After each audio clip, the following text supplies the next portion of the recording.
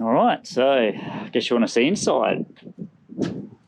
All right, let's start at the back because we can.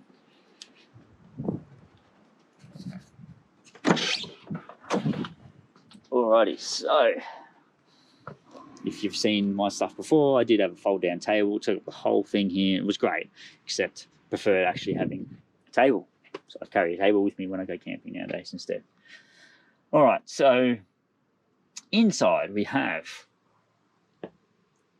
got 12 volt setup, got 2 outlets here.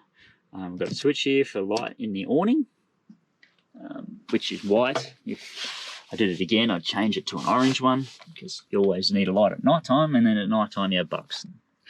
Orange lights don't attract bugs as much. Down here we've got the battery outlet down here as well, which has been reconnected rather than using the factory wiring and how it's set up from the front. It actually comes from the battery that I've got in here.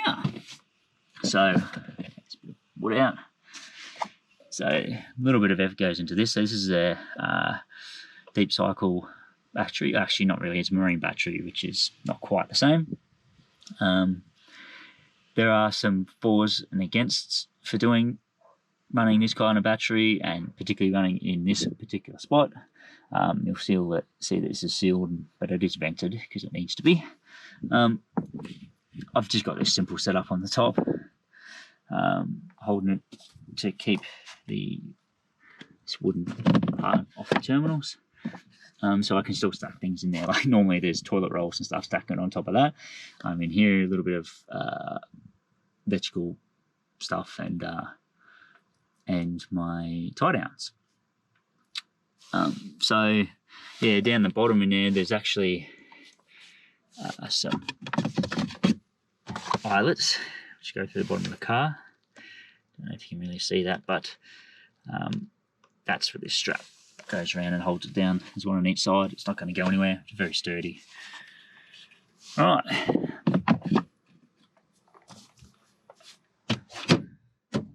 And I think it's an N70ZZ size battery, so it's a reasonable size battery that you can fit in there.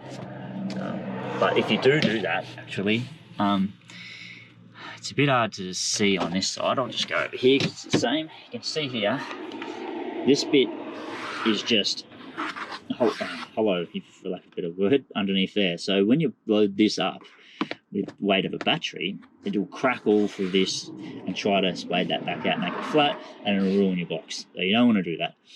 So if you do put a battery in that location, like I just said, you need to remove this, take it out, put some supports underneath it. So when the battery goes in there, your supports are taking all the weight, not this bit here on the carpet, because you'll regret it. Ask me how I know. The fridge. So fridge, this just gets plugged in to not those outlets, gets plugged into that one down there normally, because I wouldn't need to, charge cameras or phones or whatever at the back with these ones. That's my toolbox, by the way, if you're wondering what that is. I drive a Land Rover, so I have to have a toolbox.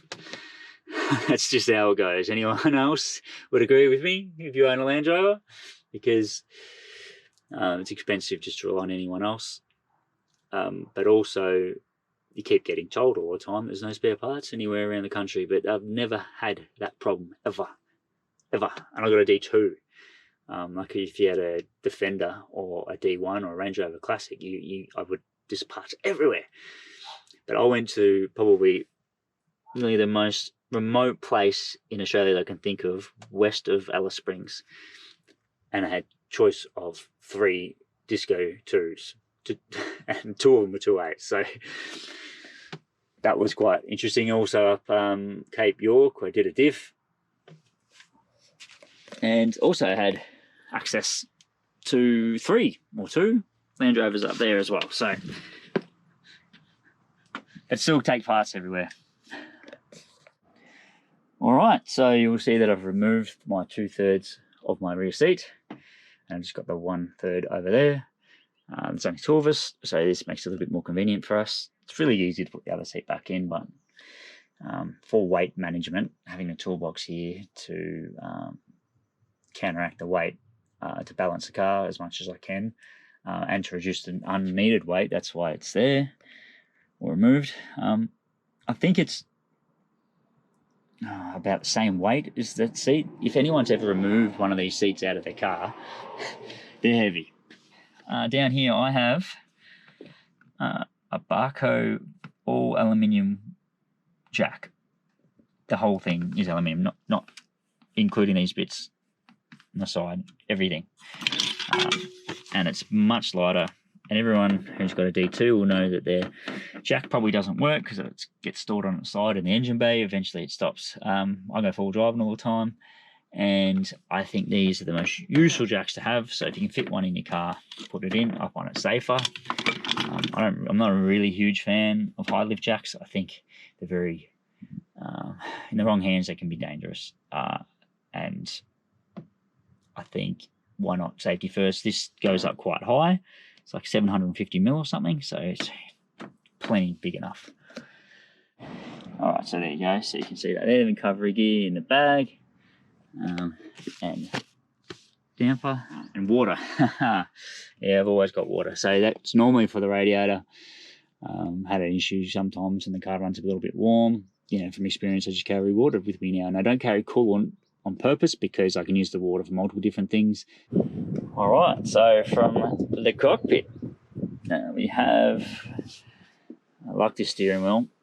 This leather wrap steering wheel is much better, even though notorious for stuffing up the top like all of them, but this is a much nicer steering wheel. So if you can get your hands on one, get one. Got the EGT and boost gauge.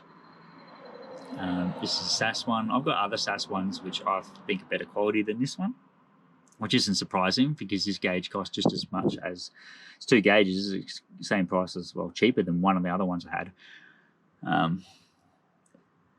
I don't hate it, but I think it's convenient having, 2 gauges in one. These are absolutely amazing. If you have not heard of quad lock, then you need to check them out. This is why they're that good. You can literally put that on there just like that. Amazing. I can turn it this way. So when I'm doing my filming, that's what doing the filming in the car. When you're looking at those videos, it's simply like that. But when I'm cruising along, just driving, the phone sits there. It's awesome. It's not in my way, and it actually charges as well. There's a this is this charger port coming up from underneath here, and charges my phone. Fast charge, wireless fast charge. It's the bomb. That good that I even got one and stuck it to the ashtray or coin mount or whatever it was, and I've got the tablet with the maps. That's Aussie Explorer. I think Aussie Explorer are really good. HEMA, they're good. It took me a while to figure out that they changed their system, which is why I went away from them. But now I'm using Aussie Explorer maps. I'm not unhappy with it. So I got my Nanocom down here as well. JVC hedge unit, which is all hooked into the volume controls in the car, which is amazing. I bought the car like that. So I'm pretty stoked with it, to be honest. And initially I was going to remove that and just mount a tablet like that here. But I've got no need to do that now, so I won't. All right, so I've got all these extra switches in here. And they are all running, spotlights essentially. So the top 2 are the factory ones, and these 2 run the roof lights and the spotlights in the front seat spotlights. Got these switches down here as well. So we've got the air compressor and the winch in out and the 12-24 volt setup for the winch. And when that's in the center, the winch won't work at all. So it's just a little bit of security to make sure your winch can't get used without you wanting to. I've got electric seats in my car too, by the way. Fantastic. All the D2 leather seats have the electric coil in them, by the way. So if you want heated seats and you have leather ones, as long as they are factory equipped leather seats as opposed to dealership redone. So some of the early ones, the dealerships changed the seats to leather, but they were cloth seats to start with. So if that's not, doesn't count. It had to be factory optioned leather seats. They will have the heater in them. You just won't have these switches. So you just have to figure out how to turn it on. There's probably stuff online on how to do that. Dash mat. What is it? Shevron? Shevron, I think the brand. So well worth it. I love it.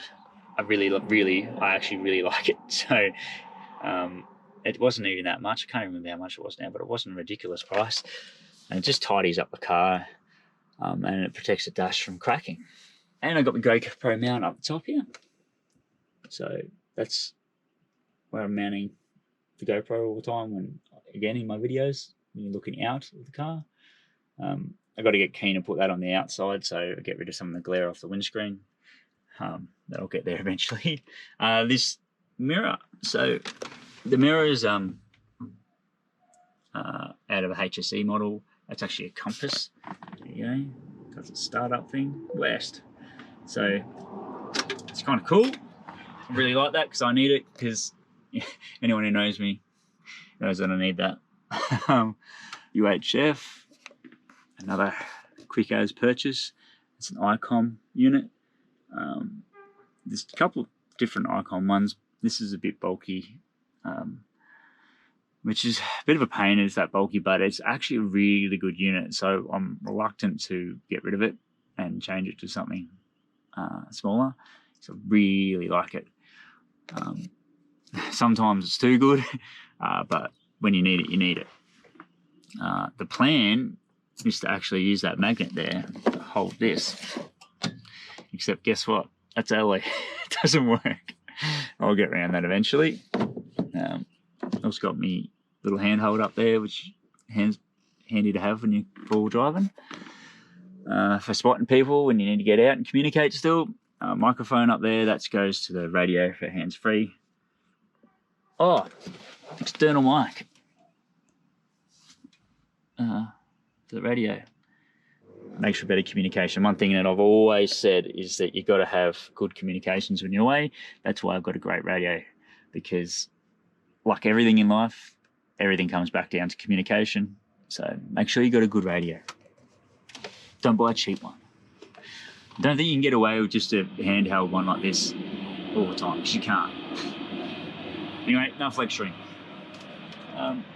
Just like everyone else's D2, my roof lining is sagging everywhere. All right, so I've got my electric brake controller down here. This was fitted to the car when I got it. So what I wanted to show you is this. All right, so the main feed I was showing you before from the engine bay coming through the firewall feeds this, and that is set up. So this one is constant power and the other one is switched. I've actually got this relay up here doing all that switching for me, and in there you can see that USB thing. That's what's charging my phone. This setup is so much neater than my previous ones. I think this is a really good way to go about it, just running a feed straight in, and you don't cut up any of the wiring in the car that was previously there. Just run it in, switch it, and make sure it's done well, done right with the high current wire and all the rest of it, and with all the protection that's required when you do that. But I've been able to get all my switching, everything fused, and very simple. The only thing I could do better is probably label it. That's pretty much it, I think. I hope you enjoyed the tour.